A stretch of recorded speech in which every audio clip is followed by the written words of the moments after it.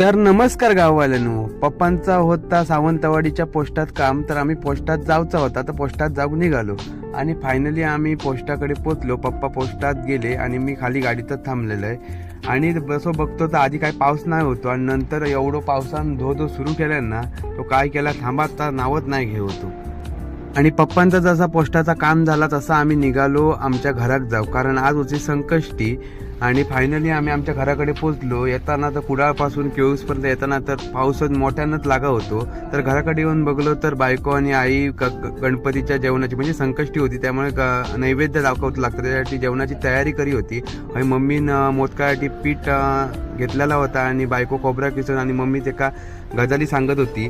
आणि नंतर फायनली सगळ्या मोदकासाठी लागणारा चुरण आईन तयार केल्यान आणि बघलंय तर घड्याळात वाजले 7:30. म्हटला देवाची पूजा करूया आधी, गणपती आज संकष्टी असल्या कारणाने देवाची मी पूजा केलंय. आणि पूजा करून झाल्यानंतर बायको आणि थंय काम करीत होती, तर पूजाकडे मोदक करण्याचा काम पूजाकडे होता, म्हणजे माझ्या बहिणीकडे होता. त्यांनी एक एक करून मोदक करूक सुरुवात केल्यान. जसे त्याचे मोदक करून झाले तसे मम्मीने आरती करून घेतले आणि आरती करून झाल्यानंतर नैवेद्य देवाक दाखवलं आणि आम्ही नंतर जेव घेतलो. डाळ भात, चवळीचे आमटे आणि मोदक. कसे व्हिडिओ वाटला अवश्य कमेंट बॉक्समध्ये कमेंट